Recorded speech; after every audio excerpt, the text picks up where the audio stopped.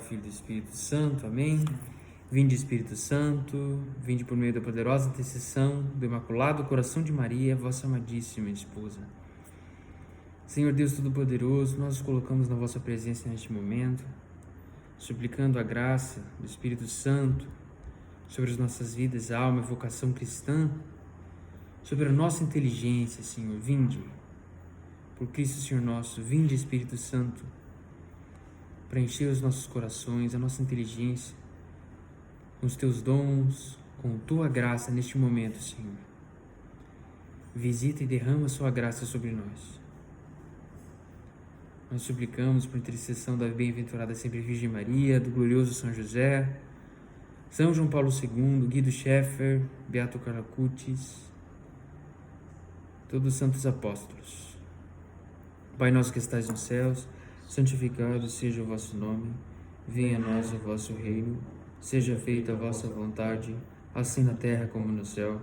O pão nosso de cada dia nos dai hoje, perdoai-nos nossas ofensas, assim como nós perdoamos a quem nos tem ofendido, e não nos deixeis cair em tentação, mas livrai-nos do mal. Amém. Ave Maria, cheia de graça, o Senhor é convosco.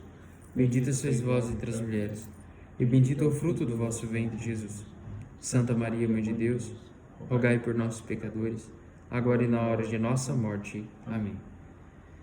Santo anjo do Senhor, meu zeloso e guardador, se a ti me confiou a piedade divina, sempre me rege, me guarde, me governe, me ilumine. Amém. Eu te dou a minha mão e prometo de coração que por ti me deixo guiar com docilidade, para no céu alcançar a eterna felicidade. Amém. Em nome do Pai, do Filho e do Espírito Santo. Amém. Muito bem. Uma outra coisa. Terço, vida de oração, nós estamos conseguindo fazer ou não? Confesso que... Oração pessoal, todo Sim. dia, 20 minutos? Quase. Quase? Vamos melhorar isso aí. Você está usando a imitação de Cristo? Eu ainda não comprei esse livro. Não? Mas você está usando algum livro de meditação ou não? Eu tenho um livrozinho dos mistérios um pouco mais extenso. Ah, tá. Bom, mas procura um outro. Imitação de Cristo, A Prática do Amor de Jesus Cristo, Forja, Caminho, Suco, são livros muito bons para isso. Porque vai facilitar na vida, nesse processo de meditação, que a gente está dando abertura para Deus, para que Jesus ressuscitado toque na sua alma, convide a sua vontade pela inteligência para amá-lo de volta, entendeu?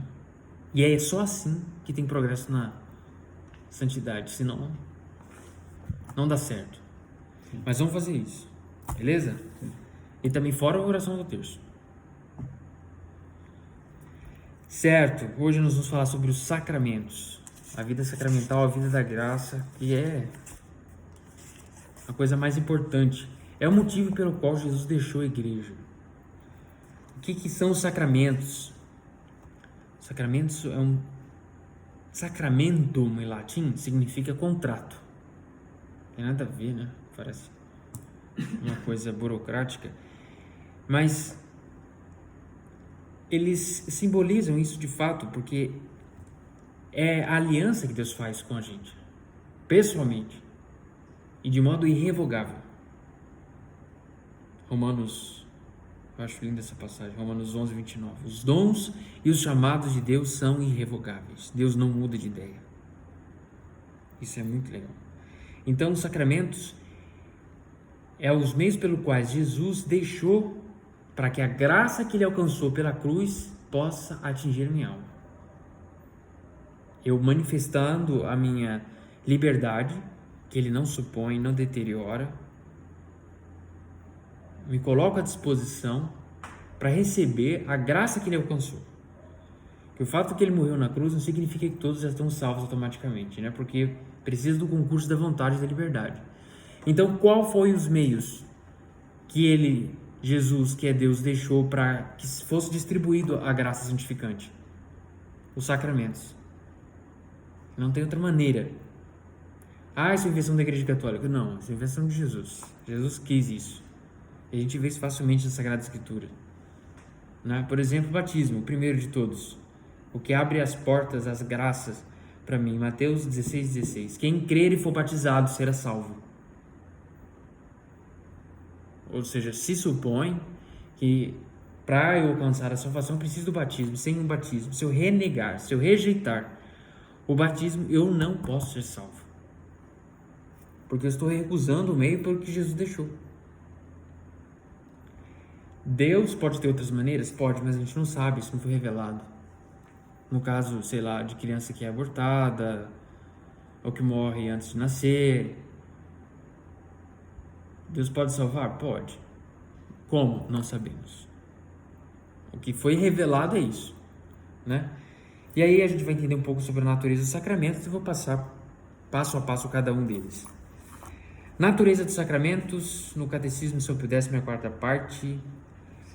Novo. No Catecismo Novo, eu não sei dizer, mas a gente vê agora.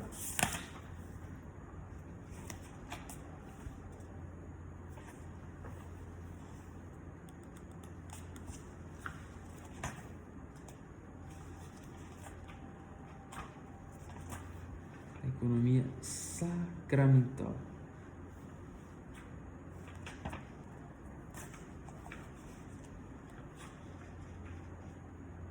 Sacramentos. Bom, tem vários números. 774 e vai embora. Aí depois dos sacramentos em si. É 1076. Os efeitos, é tudo muito bem explicado. Economia sacramental a partir de 1076. Isso. A economia, né, que é o modo que Deus deixou, distribuiu a graça dele. Eu vou usar o Catecismo São Pio X porque ele está mais sucinto e mais preciso. Muito bem, do que se trata a 4ª parte da doutrina cristã é justamente os sacramentos em geral e a natureza deles. O que se entende da palavra sacramento? É um sinal sensível e eficaz da graça instituído por Jesus Cristo para santificar as nossas almas. É um sinal sensível. A graça é uma realidade invisível, a gente não consegue ver. Deus quis, Jesus quis utilizar de meios sensíveis, porque nós não somos puros espíritos como os anjos. Então, o que significa aqueles sinais que são possíveis de ver e apalpar e que tocam no meu corpo, existe um correspondente para a alma. No caso do batismo, a água é o sinal sensível de uma graça invisível. Por que chamamos sacramentos de sinais sensíveis e eficazes da graça? São sinais sensíveis e eficazes da graça, porque todos os sacramentos significam, por meio das coisas sensíveis, a graça divina que produzem na alma. E como são sinais sensíveis? No batismo, o ato de derramar a água sobre a cabeça da pessoa e as palavras que se diz, eu te batizo. Isto é, eu te lavo, em nome do Pai, do Filho e do Espírito Santo. É um sinal sensível que o batismo opera na alma, porque assim como a água lava o corpo, assim também a graça dada pelo batismo purifica a alma do pecado. Quais são os sacramentos? Batismo, confirmação, essa é a ordem, né? Eucaristia, mas a gente não recebe nessa ordem. Penitência, extremunção, ordem, matrimônio. Daí, tem os sacramentos que são de caráter indelével, você só recebe uma vez, que marcam a alma definitivamente, que é batismo, confirmação e ordem.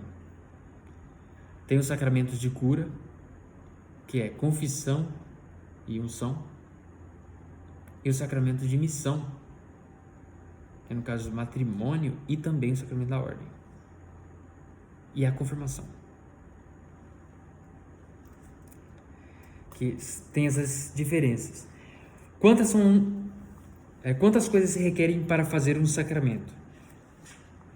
Se requer matéria, forma e ministro. Precisa dessas 3 coisas. Se faltar uma dessas, não tem sacramento. Se tiver um padre, se tiver água e for batizar, mas ele não falar a fórmula, não vale. Se tiver água, se souber a fórmula, mas não tiver quem batiza, também não tem sacramento. E quais são as matérias dos sacramentos? A matéria do sacramento é a coisa sensível que se emprega para fazer.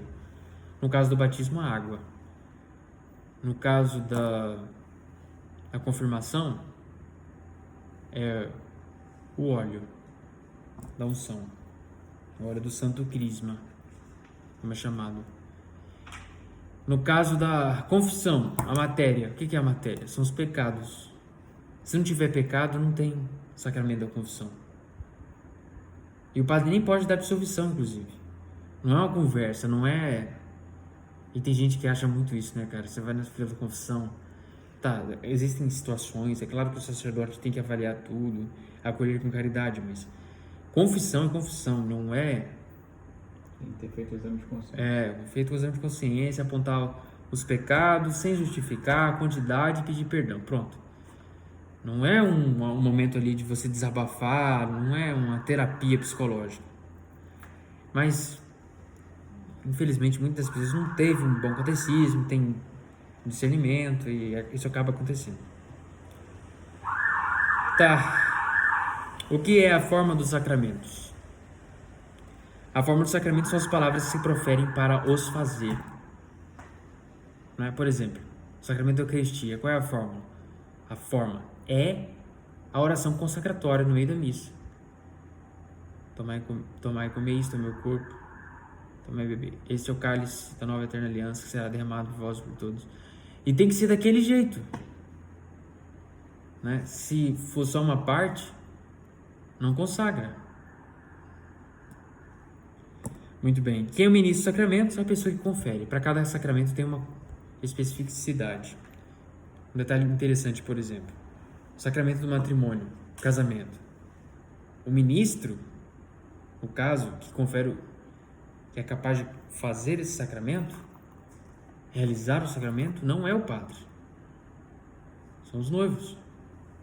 O padre é só uma testemunha qualificada diante de Deus. Muito bem. Do efeito principal dos sacramentos, que é a graça. Qual é o efeito dos sacramentos? A graça. A gente vai entender o que é graça, então. A graça de Deus é um dom interior, sobrenatural, que nos é dado sem merecimento, pelos merecimentos de Jesus Cristo em ordem à vida eterna. Ou seja, é um dom interior, ou seja, para o meu corpo e a alma. Sobrenatural, porque está acima de qualquer realidade criada. Um sujeito em estado de graça, ele é mais valioso diante de Deus e tem uma grandeza maior do que toda a criação dos anjos, todo o universo, tudo junto sem a graça. Porque é justamente sobrenatural. Se aparecesse um anjo aqui agora, você acha que isso seria sobrenatural ou natural? Se aparecesse, natural. Exato. Porque ele é uma criatura. Não é ordinário um anjo aparecer. Mas um anjo é uma criatura. Então, se um anjo aparecesse, seria algo natural. O que é sobrenatural? É aquilo que é elevado acima da natureza. E isso é a coisa mais importante, porque sem merecimento algum nosso, Deus quis elevar a minha natureza a uma condição que não era antes. Eu sou de natureza humana. Eu não tenho como ser filho de Deus. Não é possível isso. Assim como não é possível um cachorro, né, ter filhotes papagaios. São naturezas diferentes, mas para Deus nada é impossível. E pela graça que é conferida nos sacramentos, eu sou elevado, sobretudo no sacramento do batismo, eu sou elevado a uma condição sobrenatural que está acima da natureza, que é o quê? A adoção divina. Eu deixo de ser uma criatura. O batismo me faz isso. Me tira da condição de criatura, uma simples criatura, e me coloca na condição de filho de Deus. E, portanto, herdeiro de tudo que Jesus é herdeiro. É claro, Jesus é filho por natureza. Quem recebe os sacramentos é filho por graça. Muito bem. Como se divide a graça? A gente é dividida a graça em graça santificante e graça atual, basicamente. Mas existem subdivisões dentro dela, outras especificações. Aí fala das espécies da graça. Quantas são as espécies? São duas. A graça primeira e a segunda. O que é a graça primeira? Isso falando da graça santificante, graça habitual. Então, vamos lá. Graça é um dom sobrenatural de Deus, dado sem merecimento algum de nossa parte, puramente por merecimento de Jesus Cristo. É imerecido, por isso é graça, por isso é dom. Deus deu livremente. Como é dividida a graça? Em graça santificante e graça atual. Também é chamado de graça habitual ou graça atual. Vai entender essa diferença. Depois, existe uma subdivisão. Como que é entendido isso? Em espécie, a graça primeira e a graça segunda. A primeira é aquela que me tira da condição de inimigo de Deus. Se eu não sou batizado, ou se eu sou batizado e estou em pecado grave, eu não sou amigo de Deus, eu sou inimigo de Deus. Eu, portanto, não mereço o céu, porque o céu é o lugar de quem ama Deus. Eu estou num estado de ódio. Depois ele diz, o que é graça atual? É um dom também sobrenatural para eu exercer certas coisas. Quando Deus ilumina minha inteligência e convida minha vontade. Isso acontece na oração de meditação, por exemplo. Ou quando recebo os sacramentos. Ou quando eu tenho uma missão específica que é dada por Deus. Por exemplo, quem é pai tem a graça atual para a paternidade. Ou, sei lá, se exerce um ofício importante ou qualquer coisa que seja relacionada à profissão, Deus dá e concede graças atuais para você exercer o ofício que Ele espera que você faça. Porque alguns se dão tão bem na profissão, se encontram. Porque se Deus chamou, vocação é isso, né? Vocação significa chamar. Se Deus chamou o sujeito, por exemplo, para ser médico, para ser advogado, ou o que seja, se Ele chama, Ele dá os meios para que você consiga fazer isso. É claro que você precisa corresponder a isso. E aí a graça atual, ela entra nesse estado. Por quê? Ela são realidades, são forças, são virtudes que Deus dá para você exercer aquilo. Um exemplo de graça atual. Acontece alguma coisa que me chateia no trabalho, sujeito, sei lá, um colega me irrita, imediatamente Deus me dá a graça atual da paciência. Eu posso ter duas opções, dois modos de agir. Ou eu acato e recebo aquela graça que Deus me deu e não trato com ignorância, com irritação, com ódio. Procuro, sei lá, corrigir de um modo que seja caridoso. Ou eu me irrito e posso acabar xingando, uma expressão de ódio qualquer. Então eu recusei aquela graça atual, que são específicas para determinadas circunstâncias. Aí o catecismo especifica que a graça atual é um dom sobrenatural que ilumina a nossa inteligência e move a vontade. Ilumina a inteligência e move a vontade. Isso também é um ato de fé. E esse é o principal objetivo de quando a gente faz oração pessoal, oração de meditação. Quer dizer que sempre, os iniciantes talvez não, mas os mais progredidos, sempre quando entram em oração isso acontece. Porque quanto mais você se habitua a isso e aprende a fazer isso, mais haverá o toque da graça na sua alma e mais você será santificado.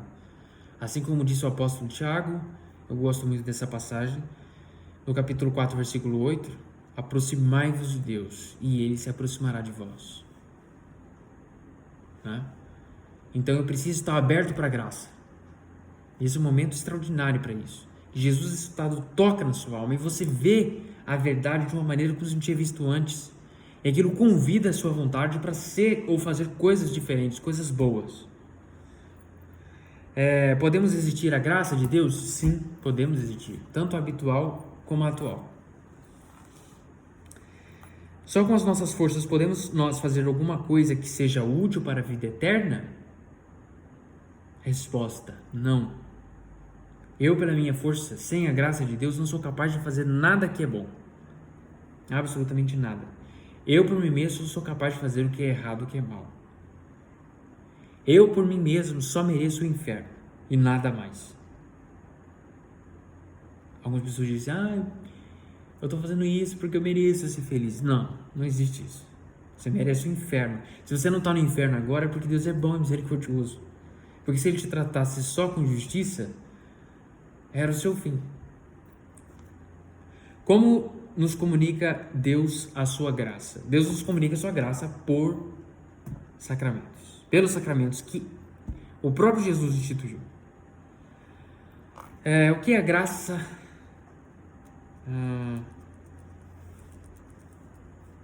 Dão sempre os sacramentos a graça a quem os recebe? Eles sempre dão a graça a quem os recebe, contanto que se receba com as disposições necessárias. Ou seja, se eu batizar um sujeito que não quer ser batizado, o batismo não acontece. Embora tenha fórmula, tenha matéria e tenha ministro.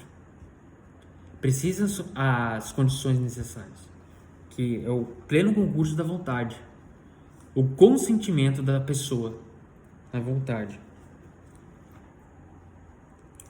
Quais são os sacramentos que conferem a primeira graça? O que é a primeira graça? É a graça que me tira do estado de inimizade com Deus. Quais são esses sacramentos? Você tem noção? Batismo E? Confissão. Confissão, muito bem, isso mesmo. Como se chamam, por esse motivo, esses dois sacramentos chamam-se sacramentos de mortos. Curioso isso, né? Porque é assim que é mesmo. Quem não está na graça está morto para Deus. Quando a gente morrer, Deus Pai quer ver a gente Cristo. Se Ele não enxergar Cristo, não tem. Um abraço, meu amigo. Tchau. Choro e ranger de dentes para a eternidade no inferno. Quais são os sacramentos que aumentam a graça em quem os possui? Aumenta a graça em quem os possui a confirmação, eucaristia, extremunção, ordem e matrimônio. Aumenta a graça e também aumenta as disposições. O sujeito que cai no inferno batizado, ele sofre muito. Mas o sujeito que cai no inferno, que tendo sido batizado, recebeu a comunhão e recebeu também o sacramento do crisma, ele vai sofrer muito mais que os outros. Por causa do caráter que ele recebeu. Né? Ele estava mais disposto à graça, mas por recusa própria, acabou caindo no inferno, então o sofrimento e a pena dele vai ser maior. Assim o inverso também é verdadeiro. No céu, quem for batizado vai ter uma felicidade completa, claro. Mas aquele que é batizado e crismado, no céu vai ser muito mais feliz do que quem é só batizado. Isso é muito interessante. Muito bem. Como se chamam por esse motivo estes 5 sacramentos? Sacramentos da confirmação, eucaristia, extremunção, ordem e matrimônio chamam-se sacramento dos vivos, porque aqueles que os recebem devem estar isentos de pecado mortal, quer dizer, já vivos pela graça. Ou seja, uma vez que o sujeito é batizado, que ele está confessado, ele pode receber todos os outros. Se ele não está em estado de graça, ele não pode receber, não deve receber nenhum dos outros sacramentos, porque se ele receber é um sacrilégio. Não invalida, mas é um sacrilégio. Dá para entender isso? Sim. Porque existem duas coisas. O sacramento ele precisa ser válido e lícito. Sabe isso? Acho que não tecnicamente, mas... Acho que Você entende mais ou comentou, menos, né? sim. Então vou só falar. O que é o sacramento válido? É aquele que ocorreu nas disposições. Teve forma, teve ministro e teve matéria. Ele tem que ser lícito. Por exemplo, o sacramento da Eucaristia. Um sacerdote pode celebrar a Santa Missa? Sim. Mas se por algum motivo o bispo tirar o uso de ordens do padre, que pode acontecer, é uma pena canônica? por algum delito, o padre que celebrar a missa nessa condição, ele está pecando gravemente. Só que o sacramento acontece, porque é válido. Só que ele é ilícito. Ele não está produzindo na alma a graça daquele que está conferindo o sacramento. E aí, digamos assim, eu não sei, não sabia disso, eu fui lá e recebi o sacramento, fui comunguei nessa missa. Jesus estava lá na hóstia? Sim, Jesus estava, e eu não peco. Isso foi ilícito para ele. Ou aqueles que estão, por exemplo, em estado de cisma, em heresia. Se eles têm o sacramento da ordem, por exemplo, o sacramento é válido, mas ele é ilícito. Por exemplo, a igreja ortodoxa, já ouviu falar? O sacramento deles todos são válidos, mas ilícitos. Porque eles estão em cisma. Ou seja, na missa dele existe a consagração do pão e vinho, Jesus está lá, mas para os que estão conferindo o sacramento, os padres, os bispos lá da igreja ortodoxa, que não estão em comunhão com a igreja, porque tem igreja ortodoxa em comunhão. Os que não estão em comunhão, eles estão de maneira ilícita e, portanto, pecaminosa. É uma pena. Temos que rezar para eles voltarem para a comunhão. Quais são os sacramentos mais necessários para a nossa salvação? São os sacramentos do batismo e a penitência, que é a confissão, né? Qual é o maior de todos os sacramentos? Você sabe qual que é? O maior de todos os sacramentos? O mais importante deles? Batismo? Não. Significação de graças. Só que a gente fala outra palavra. Eucaristia. Eucaristia. Ele é mais importante porque ele é o próprio Jesus. Jesus que se faz homem, que se encarna na história, para mim, no presente, no dia, naquela missa. Para mim agora, que estou vivendo o ano de 2023. Então, claro, ele é o mais sublime. É o próprio Jesus. Do caráter que imprime alguns sacramentos. Quais são os sacramentos que se podem receber só uma vez? Você sabe? Vamos lá. Sim. Batismo. Crisma. Confirmação. É crisma ou confirmação? Crisma e confirmação. Matrimônio ou ordem? Não, só ordem. Matrimônio pode casar mais de uma vez. Entendeu? Se a esposa morrer, você pode casar de novo, tá? É verdade. Eu tinha ouvido já tinha, mas Eles imprimem. É porque eu ouvi sobre a nulidade, né? Se foi nulo, você não casou, então tá. você tá Não, se foi declarado nulo, então você nunca foi casado. Então, seria a primeira vez, seria a única vez, né? Se a pessoa não faleceu. O cônjuge não faleceu. Muito bem. Por que esses 3 sacramentos, batismo, confirmação e ordem, só se podem receber uma vez? Porque imprimem caráter. Ele imprime um caráter, ele marca a alma definitivamente. Na terra, no céu ou no inferno. Deus não queira, Deus não permita. Que caráter cada um desses sacramentos imprime na alma? É um caráter, é um sinal espiritual que nunca se apaga. Nunca mais vai deixar de ser padre, nunca mais vai deixar de ser filho de Deus e nunca mais deixar de ser um soldado de Cristo, no caso da confirmação. E para que serve o caráter desses 3 sacramentos? Servem para nos distinguir como membros de Jesus, no batismo, na confirmação como soldados e na ordem como ministros. Da natureza e efeito do batismo, agora vamos primeiro ao sacramento. O batismo é o sacramento pelo qual renascemos para a graça de Deus e nos tornamos cristãos.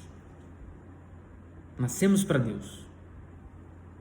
Como Jesus disse a Nicodemos no Evangelho capítulo 2 de São João, quando ele se encontrou de madrugada, né? Jesus falou que não nascer de novo não terá vida no Espírito. E Nicodemos não entendeu isso, achou que, mas como que pode nascer de novo?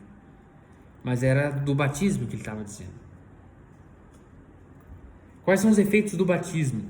O batismo confere a graça primeira, ou seja, a graça santificante, que também é chamada de habitual. O que é essa graça santificante? me coloca num estado de amizade com Deus. É um dom sobrenatural. Eleva minha alma, portanto, à inabitação trinitária. Deus está em todos os lugares, mas o sujeito que é batizado está em estado de graça. Deus mora na alma. Pai, Filho e Espírito Santo de modo único. E apaga o pecado original e também o atual. É o que eu estava dizendo antes. O sujeito que é batizado adulto, os pecados são apagados.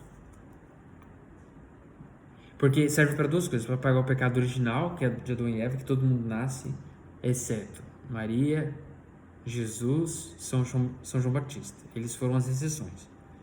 Fora esses, todos nasceram em pecado mortal, depois de Adão e Eva. E faz-nos filhos de Deus, membros da igreja, herdeiros do paraíso, e torna-nos capazes de receber os outros sacramentos. Ou seja, se eu não sou batizado, eu não posso me confessar, não posso comungar, não posso receber o sacramento da crisma, porque se eu fizer isso, vai ser um sacrilégio e não vai ter o efeito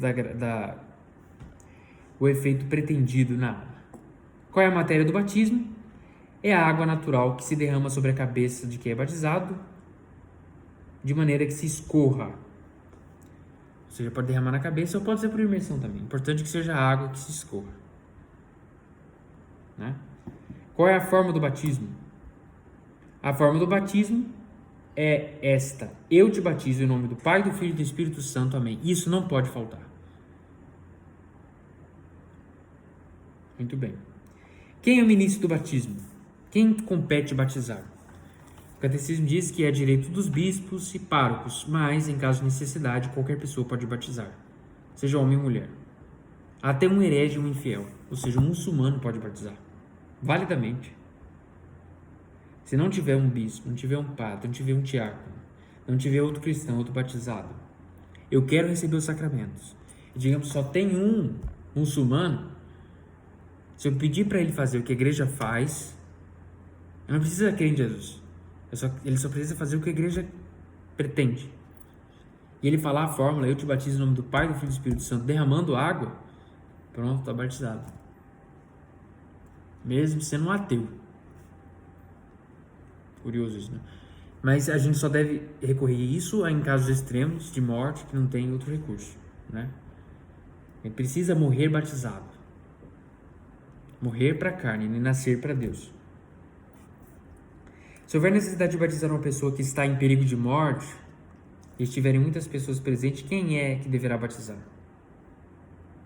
Em perigo de morte, deverá batizá-lo o sacerdote, se lá tiver, ou na falta dele um eclesiástico de ordem inferior, ou na falta deste um leigo de preferência. Que intenção deve ter quem batiza? Quem batiza deve fazer o que a Santa Igreja faz ao batizar. Então, mesmo que seja assim implícito, de modo muito sutil, já é o suficiente. O rito do batismo e as disposições de quem o recebe já adulto. Como se batiza? Batiza derramando água sobre a cabeça do batizando, ou não podendo ser sobre a cabeça, sobre qualquer outra parte, principal do corpo, dizendo também ao mesmo tempo: eu te batizo em nome do Pai, do Filho e do Espírito Santo. Se alguém derramasse a água e outra pessoa proferisse as palavras, a pessoa ficaria batizada? Não. A mesma pessoa que fala a fórmula tem que derramar água. Quando não se tem certeza de que a pessoa está viva ou está morta, deve-se deixar de batizar? Não. Se eu não tenho certeza que a pessoa está viva ou está morta, eu tenho que batizar sob condição. E como se batiza sob condição? Se estás vivos, eu te batizo em nome do Pai, do Filho e do Espírito Santo. E tem uma outra forma também, para quando há dúvida sobre quando não foi válida, se foi ou não batizado validamente. Acho que é, se não for batizado. Se não fores batizado, eu te batizo em nome do Pai, do Filho e do Espírito Santo. Quando se deve levar à igreja as crianças para serem batizadas? Devem se levar ainda quando crianças, o mais cedo possível, porque pode incorrer a criança em algum problema de saúde e acabar morrendo, né? E a graça confere o dom da salvação. né? Para esse caso. Você não morrer em pecado. Claro, a criança que morre batizada, ela morre em estado de graça, perfeita, em comunhão com Deus, né? Pecam então os pais e as mães pela negligência que deixam os filhos sem batismo? Ou demoram para fazer isso? Sim, pecam gravemente. Quem deixa, não se preocupa em batizar as crianças. Se eles acabarem morrendo, eles pecam gravemente. Então é bom que seja batizado o quanto antes. Isso era a prática da igreja desde o começo, desde os primeiros séculos. Existem comprovações, né, arqueológicas disso. E também algumas passagens, né, da Sagrada Escritura que, por exemplo, fala lá dos apóstolos. Os apóstolos chegavam e batizavam todos da família, ou seja, incluíam crianças. Ou quando chegavam em algumas aldeias e batizavam a todos.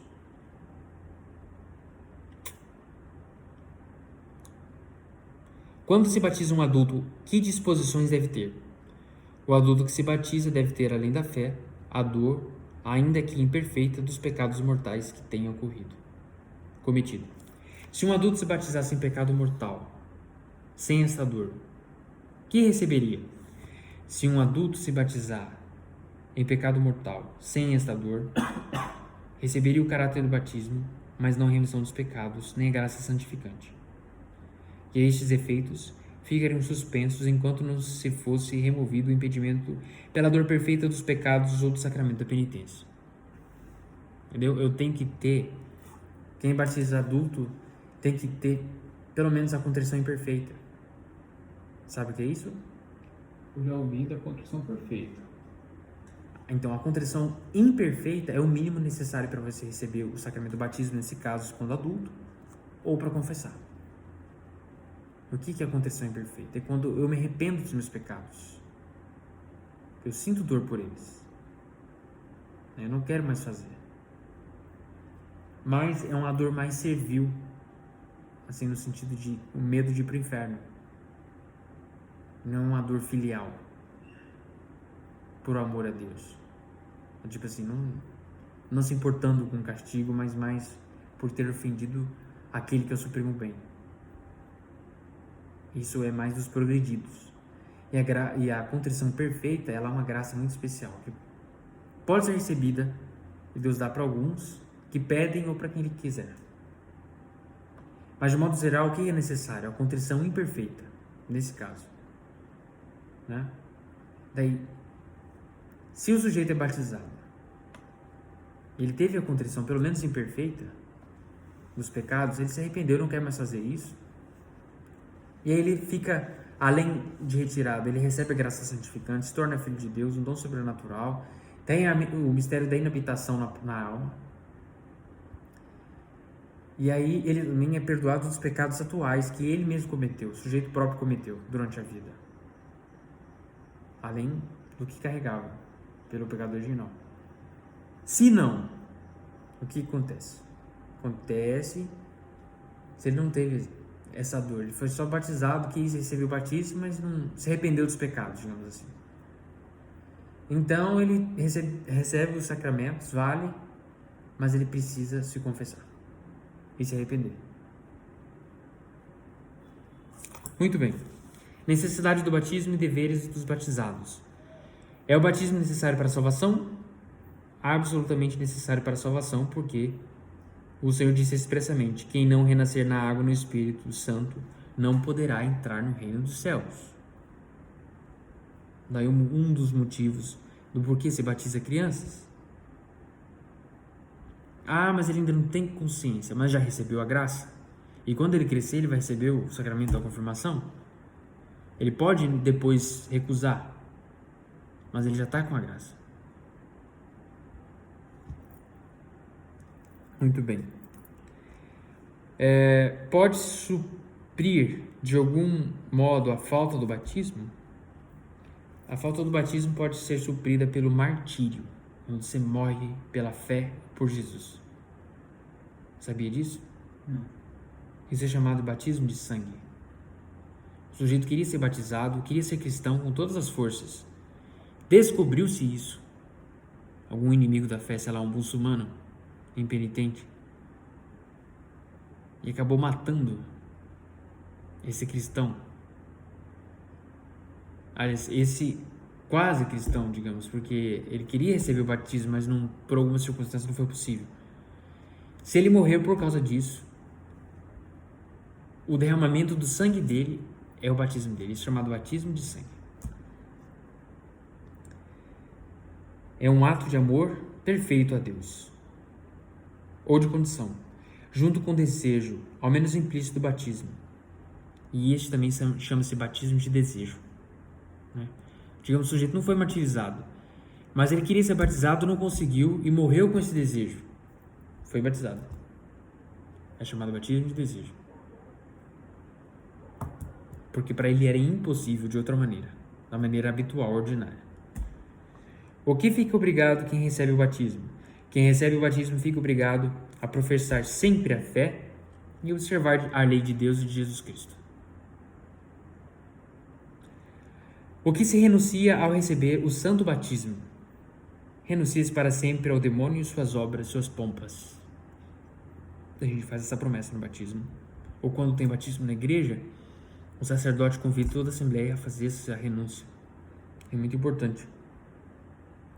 Porque Faraó, Egito e o povo de Deus que estava lá, que passou pelo Mar Vermelho, é um símbolo do batismo. Aconteceu de verdade, de fato. Mas essa libertação que ocorreu lá naquele tempo, que a Sagrada Escritura diz, era símbolo de uma libertação maior. O faraó simbolizava Satanás e os demônios, que escravizavam essas pessoas que estão em estado de pecado mortal. E quando eles passam pelo Mar Vermelho a pé enxuto, ou seja, quando eles são batizados, eles ficam livres do faraó e do seu exército, ou seja, Satanás e seus demônios. O batismo causa isso. Porque o sujeito que não está na amizade com Deus, ou seja, não é batizado, ou se é batizado está em pecado mortal, ele é um escravo de Satanás. E Santa Teresa d'Ávila falava isso, de quem não está em estado de graça, você pode esperar qualquer coisa, menos que ele faça algo bom. O que se admira é que essas pessoas consigam fazer coisas boas. Por quê? Porque o estado é completo de inimizade, está apagado a graça. Deus, embora sustenta e não permite que o demônio faça coisas maiores, né? Mas quem não está em estado de graça é propriedade do demônio, é escravo de Satanás. Muito bem. Nome e padrinhos. Por que se impõe nome de um santo a quem se batiza? Essa é uma tradição muito, como fala, de muitos séculos da igreja. Infelizmente está se perdendo. De dar um nome cristão. No Japão, por exemplo, você faz isso. Dá um nome japonês, mas no batismo dá um nome cristão. Tipo, eles têm um nome japonês lá, mas do batismo é algum santo da igreja. Para ganhar como onomástico, graças a Deus eu não precisei disso. Meu nome já é um santo onomástico. São Patrício é um santo fortíssimo, cara. Muito bom a história dele. Meu pai sempre intercessão. A minha avó, pai também batizava todos os filhos com o nome cristão, do santo mais próximo da data de nascimento. A minha avó fez isso com a minha mãe e os meus tios. Cada um deu um santo.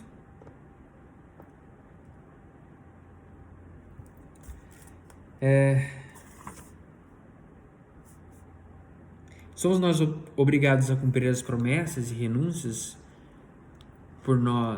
que por nós fizeram os nossos padrinhos? Sim, somos obrigados. Quando é batizado criança, né, que os padrinhos fazem a promessa de fidelidade, de crer em Deus e também renúncia de Satanás, nós também somos obrigados a cumprir essas promessas, diz o catecismo.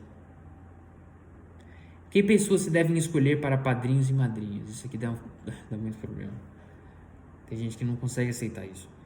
Deve-se escolher para padrinhos e madrinhas pessoas católicas de bons costumes. E acontece em alguns lugares na paróquia que as pessoas querem levar, por exemplo, um amigo que nem é católico. Aí não dá, né? Difícil. Quais são as obrigações dos padrinhos e das madrinhas? São obrigados a cuidar que seus filhos espirituais sejam instruídos na verdadeira fé e vivam como bons cristãos. No sacramento do crisma. O que é o sacramento do crisma? Da confirmação. É o sacramento que nos dá o Espírito Santo, imprime na nossa alma um caráter de soldado de Cristo e nos faz perfeitos cristãos. Soldados de Cristo. Portanto, o sujeito que é crismado, como eu, tem diante de Deus uma autoridade maior para o ensino, para o apostolado, para a missão, para qualquer outra coisa que o batizado não tem. O batismo é muito importante, mas o crisma, ele confere graças especiais, né, para o apostolado, que são os dons: piedade, conselho, sabedoria, ciência, né, temor, fortaleza e... Jesus, esqueci. Ele vai falar aqui. Tem aqui. Sabedoria, entendimento, conselho, fortaleza, ciência, piedade e temor de Deus. É claro que Deus dá isso de modo habitual para se tornar atual. Como? Aquele famoso exemplo da direção. Eu sou motorista. Ou seja, eu tenho isso em hábito. Mas eu estou dirigindo agora? Não. Então eu tenho que fazer aquilo que é hábito se tornar ato. E como eu faço isso? Pela vida de oração, a vida sacramental. Contato, fidelidade, né? O Espírito Santo é uma pessoa. Então, portanto, eu preciso conversar, ter relacionamento com uma pessoa. Conversar. Amanhece o dia, bom dia, Espírito Santo. O que a gente vai fazer hoje? Me dá a graça para eu ter paciência no trabalho, que eu sei que hoje vai ser terrível. Eu preciso conversar com ela. É uma pessoa, eu preciso ter intimidade. Quanto mais eu tenho intimidade, quanto mais eu desenvolvo isso. De novo, lembrando, na mesma passagem que eu citei, mas eu vou citar de novo porque eu gosto muito. São Tiago 4:8. Capítulo 4, versículo 8. Aproximai-vos de Deus e Ele se aproximará de vós. E aí chega num estágio que ele se torna tão íntimo, que é tão fácil o relacionamento, que Deus fala no coração, de modo assim muito objetivo e claro. E é isso que a gente tem que buscar pela vida de oração e pela vida sacramental. E é isso que Deus espera e anseia ardentemente que a gente faça, né? Existe uma pregação muito boa do pregador Moisés Rocha, que ele fala isso, que na cruz Jesus desposou nossa alma como esposa. Nossa alma é esposa de Jesus. E, portanto, Jesus espera fidelidade, né, como de uma esposa. E não como um amante que só vem para se divertir, só vem para pedir favores. O sujeito que faz isso está fora do reto caminho, né? Não tem relacionamento, tem interesse. Deus não quer interesseiros. Quer amigos de verdade. Certo? Alguma pergunta? Não tô falando demais, né? Nem deixa você perguntar, falar. Beleza. Qual é a matéria deste sacramento? A matéria deste sacramento, além da imposição das mãos do Senhor Bispo, é o óleo do Santo Crisma, né? Que é o óleo da unção. Crisma significa isso, unção. E isso dá um tapa no rosto para acordar. Entendeu? Não. Qual que é a matéria? Lembra do sacramento? Todo sacramento precisa de ministro, matéria, sim, e forma. Quem é o ministro do sacramento do Crisma? É o Senhor Bispo, porque ele tem a plenitude da ordem. Ele é um bispo, é como um apóstolo. Ele tem todo o poder que, por exemplo, São Pedro ou São Paulo tinha. Muito bem. Mas ele pode delegar isso para algum padre. Entendi. E aí também é válido. Se houver a delegação, acontece o sacramento. Muito bem. Sacramento do Crisma. Ministro, Senhor Bispo. Ou a quem ele delegar, o sacerdote. Depois, a forma. É o que está no cerimonial dos bispos, o que ele tem que dizer enquanto ele passa o óleo da unção. E qual é a matéria? A matéria é a imposição das mãos do senhor bispo e o óleo da unção, do santo crisma. Entendeu? E crisma significa unção, que é ungido, né? Assim como Cristo significa ungido. A unção de Cristo. O que significa o óleo e o bálsamo desse sacramento? O óleo que se derrama e fortalece significa a abundância da graça que se difunde na alma do cristão para confirmar a fé. O bálsamo é aromático e preserva da corrupção. Significa que o cristão é fortificado por esta graça. Qual é a forma do sacramento da confirmação? Aí o bispo diz: eu te assinalo com este sinal da cruz e te confirmo com o crisma da salvação, em nome do Pai, do Filho e do Espírito Santo. Amém. Ele passa o óleo e dá um tapa. Que é para acordar, desperta. Agora acabou a brincadeira. Chega, entendeu? Vamos trabalhar. Quem é o ministro do sacramento da confirmação? É o senhor bispo ou quem ele delega. Muito bem. Aí no fim da cerimônia, o senhor bispo diz: a paz esteja contigo. Porque, como ele tem a plenitude da ordem, e como era de tradição apostólica desejar a paz, o bispo deseja a paz de Cristo. Por que se faz a unção na fronte? Faça a unção na fronte, ou seja, na testa, onde aparecem os sinais do temor e da vergonha, a fim de que o crismado entenda que não se deve envergonhar seu nome da profissão cristã, nem ter medo dos inimigos da fé, assim como foi São José Sánchez del Rio, né? Eu, como todos os outros mártires. Né? Amar a Deus sobre todas as coisas, custe o que custar, mesmo que seja a minha vida e o meu sangue. Muito bem. Por que se dá uma leve bofetada na face do crismando? Para que ele saiba que se deve estar pronto para sofrer as afrontas e todas as penas pela fé e amor de Jesus Cristo. Devem todos participar e receber o sacramento da confirmação? Sim, todos. A fazer com que seus subordinados o recebam. Em que idade é conveniente receber o sacramento da confirmação?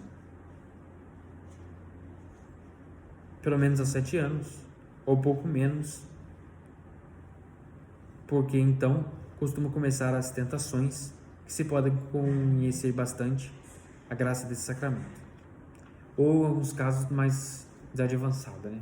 Geralmente, ultimamente tem se dado o sacramento depois que é feita a primeira comunhão, pelo menos os 2 anos, ou seja, a partir dos 9, 10, 11, 12, já está crismando. No começo da igreja, por vários séculos, o batismo, o crisma e a comunhão era dado num dia só, na mesma cerimônia. Mas é complicado para o bispo, por questões pastorais, acabou se separando isso. Por isso que a ordem que a gente fala dos sacramentos é batismo e confirmação e eucaristia. Mas geralmente a ordem hoje em dia é batismo, confissão, eucaristia e depois crisma. Por questões pastorais, né? Muito bem. Que disposições se requerem para receber o sacramento da confirmação? É necessário estar em estado de graça, saber os mistérios principais da nossa santa fé e aproximar-se desse sacramento com reverência e devoção. Cometeria pecado quem recebesse a confirmação uma segunda vez? Ou seja, eu fui lá, recebi o crisma e depois pedi para o crisma de novo? Cometeria sacrilégio, porque a confirmação é dada uma só vez. O que se deve fazer para o cristão conservar a graça da confirmação? O cristão deve orar frequentemente, fazer boas obras e viver segundo a lei de Jesus Cristo, sem respeito humano. Isso só se consegue pela graça, pela vida de oração intensa, né? Porque é aquela história, a gente recebe a graça e precisa fazer com que isso seja desenvolvido na alma, né? Aquele simples, mas ele é muito claro. Um ferro, ele é quente, ou ele é frio e escuro, mas se eu colocar no fogo, ele fica parecendo com fogo. Então, quanto mais contato eu tenho com a graça, com os sacramentos, com a vida de oração, com o nosso Senhor, mais eu sou atraído, mais eu sou santificado, mais eu sou transformado. A santidade é uma obra divina, não é pela minha força. A gente viu isso no começo. Muito bem.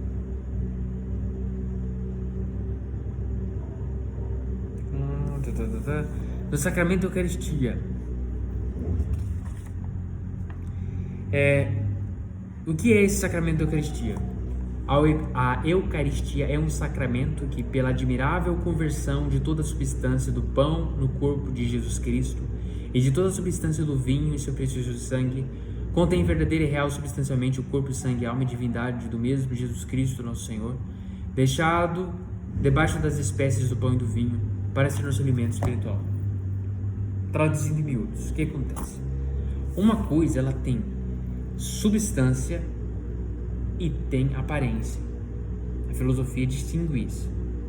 Um objeto, eu tenho na minha mão uma caneta. Muito bem. Tem a aparência de caneta, certo? E tem a substância de caneta. O que é uma coisa e outra? Veja. A substância é aquilo que dá forma. Substare. Ou seja, substância é o que substans. Quistans. O que permanece firme por baixo. O que está por dentro da aparência. Certo? Por quê? Se essa caneta aqui fosse de tampa vermelha, eu mudei a aparência, mudei? Mudei a substância? Não. Se essa caneta, ao invés de ser de plástico, fosse de ferro, ela ia deixar de ser caneta? Não. Tá entendendo? Sim. Então, uma coisa é a substância, outra coisa é a aparência. Eu tenho 28 anos. Se eu pegar uma foto minha agora e colocar uma foto minha de quando eu era bebê, a aparência é completamente diferente. Não dá para dizer que é a mesma pessoa, embora tenha a mesma substância. Eu, quando era bebê, aquela foto que eu tenho, uma foto muito antiga, acho que é a primeira foto minha, e a minha foto hoje, se trata da mesma pessoa, embora a aparência é diferente. E o que acontece no sacramento da Eucaristia? A Eucaristia significa ação de graças. Quando na missa o sacerdote consagra o pão e o vinho, a aparência permanece igual, o que muda é a substância. Por isso fala transubstanciação, ou seja, mudou a substância. Eu vejo a aparência de pão e tem as consequências de aparência de pão, ou seja, qual é a consequência de aparência de um pão que é deixado, sei lá, no tempo por 3 meses? Dá bolor. Mas depois da consagração já não é mais pão, já não é mais vinho, é o corpo, sangue, alma e divindade de Nosso Senhor. E como que eu sei disso? Eu sei disso porque Jesus deixou assim. E ele foi explícito. E quem estava com ele entendeu isso perfeitamente. Por exemplo, no Evangelho de São João tem a narrativa, quando Jesus fala, quem não comer da minha carne, Evangelho de São João, capítulo... É um dos meus versículos preferidos da Sagrada Escritura. Evangelho de São João, capítulo 6, versículos 53 e 54 seguintes. Ele falou, quem não comer da minha carne e não beber do meu sangue, não terá a vida eterna. As pessoas entenderam e começaram a falar assim, mas isso é muito duro. Como ele pode dar o corpo e o sangue dele para a gente comer e beber? E o que Jesus disse na última ceia? Isto é o meu corpo, isto é o meu sangue. Não era uma figura, não era um símbolo. Era deveras o corpo, o sangue, a alma e a divindade dele. Naquelas aparências. E essa sempre foi a fé da igreja. desde o começo até hoje. E quem negou isso acabou em maus bocados. Teve um padre no século XV que duvidou disso. Ele consagrou e falou assim: não, aqui não é, isso não é Jesus, não é possível. Imediatamente o milagre de Lanciano, já deve ter visto, né? Imediatamente a hóstia se tornou carne na mão dele e o cálice do vinho se tornou sangue. Ou seja, não só pela substância, mas também pela aparência. E estão até hoje conservados lá para quem quiser ver. Também mais recentemente, bem famoso, que já foi confirmado, o milagre eucarístico de Buenos Aires. Conhece? Não. Na época, isso foi no ano de 1995, se eu não me engano. O ano que eu nasci. Na época era bispo da Arquidiocese de Buenos Aires, bispo primário da Argentina, Dom Jorge Mário Bergoglio. Sabe quem é esse? O atual Papa Francisco. Numa das igrejas da diocese, da Arquidiocese, aliás, foi encontrada uma hóstia consagrada num chão, jogado. Nosso Senhor, ou seja, uma profanação, um sacrilégio. E aí, o que foi feito?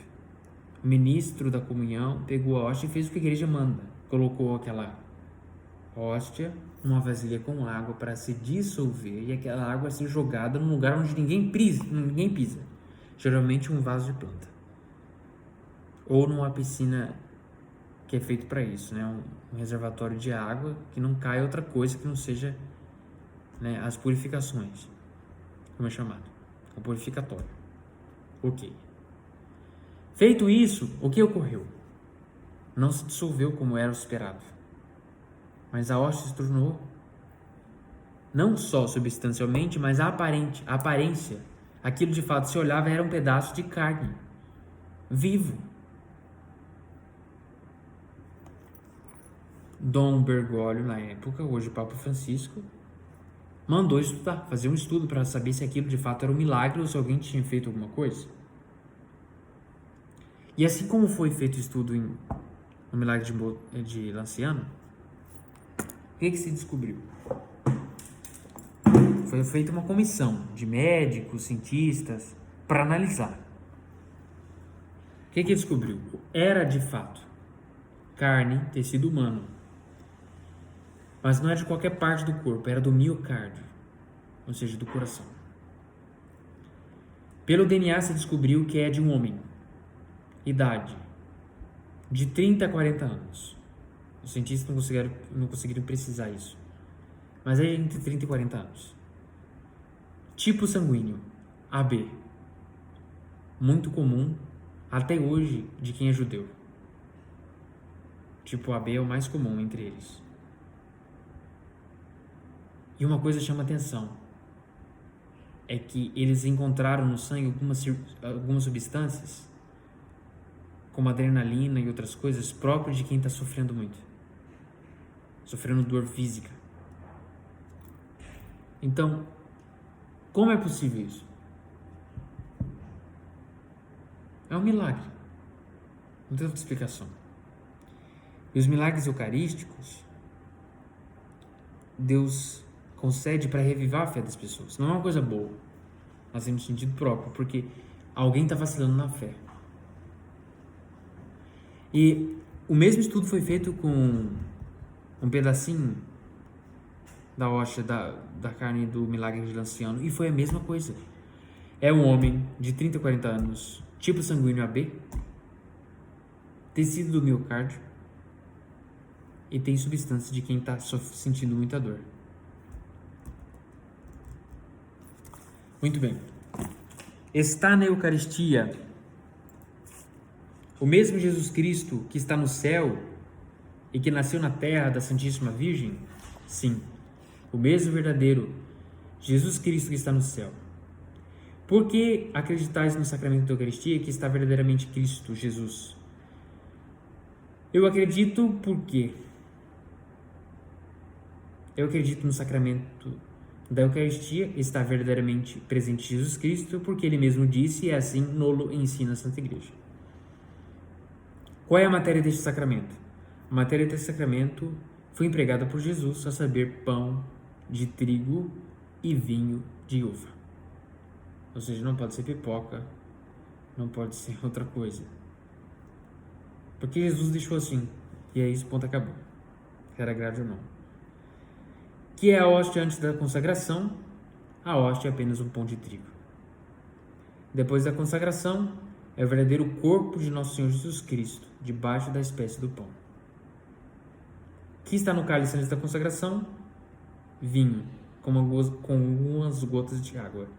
Depois da consagração, o verdadeiro sangue de Nosso Senhor Jesus Cristo. Beato Haracutis, a família dele era rica. Você conhece a história dele? Sim. Um pouco, né? Uhum. E aí, um dia, o pai e a mãe dele chamou ele para ir para Israel, a terra que Jesus pisou. Ele não quis. Sabe isso? Não. Aí ele recusou. Ele falou assim, mas como assim, meu filho? Você não quer ir para Israel, o lugar que Jesus viveu? Aí ele disse, eu não quero ir aonde ele viveu, eu quero ir onde ele está vivo. E na capela ele está. Corpo, sangue, alma e divindade.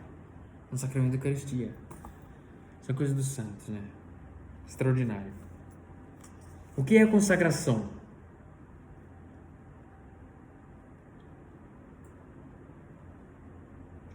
Nossa, que legal. Quando se faz a mudança do pão no corpo e do vinho no sangue de Jesus Cristo, a conversão do corpo e do vinho no sangue de Jesus Cristo faz-se precisamente no ato em que o sacerdote na Santa Missa pronuncia as palavras da consagração. Ou seja, se ele disser a consagração, as palavras da consagração com a intenção de consagrar, mesmo que fora da missa, ele consagra. Só que ele incorre em pecado. Porque é válido, mas não é lícito. Entendeu? Sim. Muito bem. E o que é consagração? É a renovação por meio do sacerdote do milagre operado por Jesus Cristo na última ceia, quando mudou o pão e o vinho no seu corpo e sangue. Adorável. Por estas palavras, isto é meu corpo e isto é meu sangue. É a ordem que Jesus dá. Como se chama pela igreja a miraculosa conversão do pão e do vinho em corpo e sangue de Jesus? Transubstanciação. Muito bem. Depois da consagração, ainda fica alguma coisa de pão e de vinho? Não. Só as espécies, ou seja, só a aparência. Quais são as espécies do pão e do vinho? Diz-se espécies a quantidade e as qualidades sensíveis do pão e do vinho, como a figura, a cor e o sabor. Entendeu? Sim. A figura, a cor e o sabor, que são as questões da aparência, né? Mas a substância é outra. Debaixo das espécies do pão está o corpo de Jesus Cristo, e debaixo das espécies do vinho está o seu sangue. Tanto debaixo das espécies do pão, como debaixo das espécies do vinho, está Jesus Cristo vivo, todo inteiro em seu corpo, sangue, alma e divindade. Ou seja, se eu comungar só da hóstia, eu estou comungando do sangue também? Sabe dizer? Creio que sim. É. Por quê?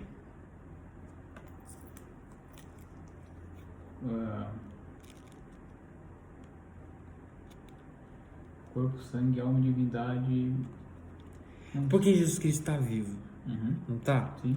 E um sujeito vivo, um homem e que está vivo, tem como separar o sangue?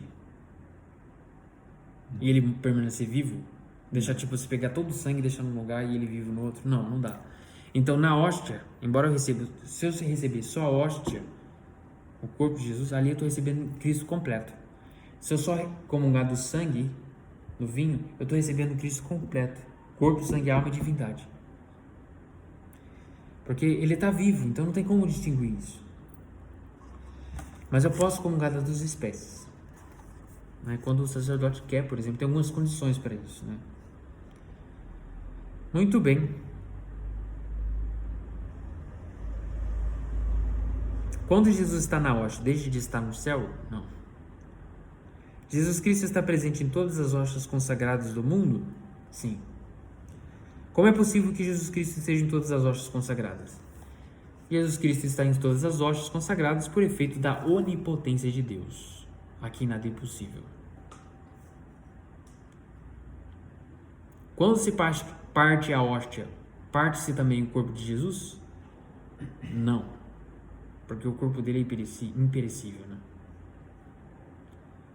Em que parte da hóstia fica o corpo de Jesus Cristo? O corpo de Jesus Cristo fica inteiro em todas e cada uma das partes da hóstia que foi dividida. A menor partícula do corpo, sangue, alma e divindade de Jesus. Por isso que depois da consagração tem que fazer o purificatório. Muito bem. Por que motivo se conserva nas igrejas a Santíssima Eucaristia? Conserve-se a Santíssima Eucaristia nas igrejas, para que seja adorada pelos fiéis e levada aos enfermos quando necessário. Aliás, isso é uma coisa muito boa. Deve-se adorar a Eucaristia? A Eucaristia deve ser adorada por todos, porque ela contém verdadeiramente, real e substancialmente o mesmo Jesus Cristo, nosso Senhor, que é Deus. São João Bosco dizia isso: se você quer receber muitas graças, faça muitas visitas a Jesus no Santíssimo Sacramento. Porque, como diz o hino, né? Jesus Cristo está realmente de dia e de noite presente no altar, esperando que cheguem as almas ansiosas, ferventes para o visitar.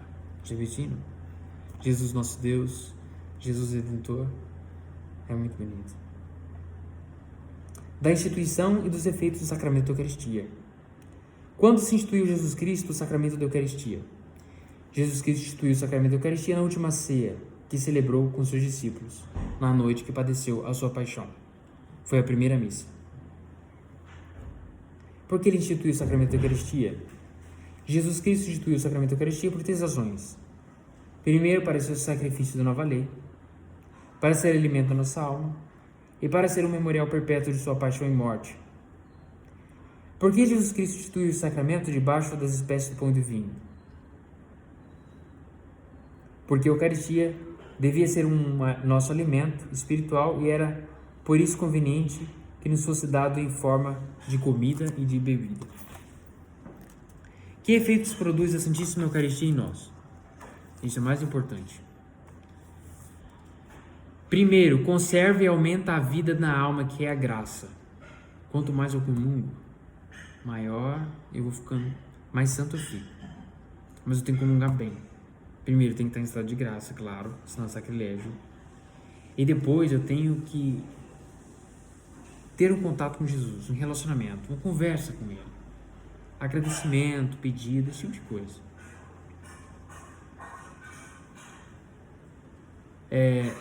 Assim como o alimento material sustenta e aumenta a vida do corpo. Segundo, perdoa os pecados veniais e preserva dos mortais. Né? Produz a consolação espiritual. Não produz em nós a Santíssima Eucaristia outros efeitos? Sim. Produz outros 3 efeitos. A saber, enfraquece as nossas paixões desordenadas e amortece em nós o fogo da concupiscência. Depois, aumenta em nós o fervor e ajuda-nos a proceder em conformidade aos desejos de Jesus Cristo. E 3, dá-nos o penhor da glória futura e da ressurreição do nosso corpo, das disposições necessárias para bem comungar. Produz o sacramento da Eucaristia sempre em nós os mesmos maravilhosos efeitos? Ela produz em nós os seus maravilhosos efeitos quando recebemos com as devidas disposições. Quantas coisas são necessárias para fazer uma comunhão bem feita? Estar em estado de graça, estar em jejum desde a meia-noite, isso aqui já foi mudado. Que o catecismo foi feito numa época que o Código de Direito Canônico era outro. A igreja já mudou essa disciplina. Eu preciso, antes de comungar, fazer um jejum de pelo menos 1 hora. Eu só posso beber água ou remédio se preciso. Fora disso, eu não posso comer nada e beber nada. Nem suco, nem nada. Antes de comungar no suco. 1 hora antes da comunhão, não antes da missa. Antes da comunhão. Entendeu? Legal.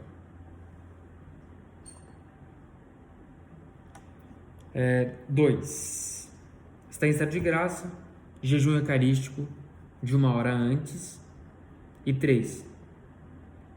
E saber que vai receber e aproximar-se da Sagrada Comunhão com devoção. O que é devoção? Devolvo, devolvendo em latim. É aquele estado de prontidão. Está sempre pronto para Jesus, para Deus. Sempre disposto. E é esse o estado, pelo menos, que eu tenho que estar. É um estado de temor, de respeito ao nosso Senhor, claro, de adoração suprema, porque Ele é Deus. Um estado de devoção. Eu devo a Jesus a minha vida e tudo que eu tenho. O que quer dizer estar em estado de graça? Quer dizer ter a consciência limpa de todo pecado mortal. E uma coisa muito importante, que antes de comungar eu tenho que fazer um ato de adoração. Isso especifica no ritual. Eu tenho que fazer uma reverência de ombro ou uma genuflexão. Né? Aí eu posso comungar de 3 maneiras. Na língua, de joelhos, na língua em pé, ou em pé com a mão, formando um trono. E eu pego com a outra mão e põe na minha boca, na frente do ministro, e depois vejo se não ficou nenhuma partícula. Porque eu não posso fazer assim, poxa. Tem gente que faz isso, cara. Eu fico muito triste. Tipo, comunga e passa a mão assim, como se fosse nada. Falta de fé, é uma falta de respeito. Em alguns casos, até um sacrilégio. Muito bem. O que se deve fazer antes de comungar quem sabe que está em pecado mortal? Quem sabe que está em pecado mortal deve fazer uma boa confissão antes de comungar, porque para quem está em pecado mortal não basta um ato de contrição perfeita sem a confissão para fazer uma comunhão bem feita. Ou seja, o ato de contrição perfeita, é uma graça que Deus dá, que eu posso ter o perdão de todos os meus pecados. Digamos assim, fora do sacramento da confissão. Mas é uma graça rara e é difícil, e eu não tenho certeza que eu fiz uma contrição perfeita. Então, qual é o meio ordinário? A confissão. Por que não basta o ato de contrição perfeita a quem sabe que está em pecado mortal para poder comungar? Porque a igreja ordenou, em sinal de respeito ao sacramento, que quem é culpado de pecado mortal não ouse receber a comunhão sem primeiro se confessar. Quem comungasse em pecado mortal receberia Jesus Cristo? Receberia Jesus Cristo, mas não a sua graça. Pelo contrário, cometeria um sacrilégio e incorreria em uma sentença de condenação. Assim como São Paulo diz na primeira carta aos Coríntios, capítulo 11. Quem come a carne, o corpo e sangue do Senhor sem distinguir, come e bebe a própria condenação. O que consiste de jejum eucarístico? Consiste em abster de qualquer espécie de comida ou bebida 1 hora antes. Isso aqui foi feito uma vez, essa pergunta com o padre. Ele deu uma resposta muito boa. Para quem pode comungar quem engoliu restos de comida presos aos dentes, ou seja, não fez uma boa higiene bucal, não escovou o dente? Quem engoliu restos de comida presos aos dentes pode comungar porque já não são tomados como alimentos ou perderam tal condição. Quem não está em jejum pode comungar alguma vez? É permitido aos doentes, aos que estão em perigo de morte e aos que tiveram permissão especial do Papa. Muito bem. O que querem dizer as palavras? Saber o que se deve receber. Quer dizer, conhecer o que se ensina, com respeito do sacramento da doutrina cristã e acreditá-lo firmemente. O que quer dizer comungar com devoção? aproximar-se da Sagrada Comunhão com humildade, modéstia, tanto na própria pessoa como no vestir, e fazer a preparação e depois a ação de graças depois da comunhão.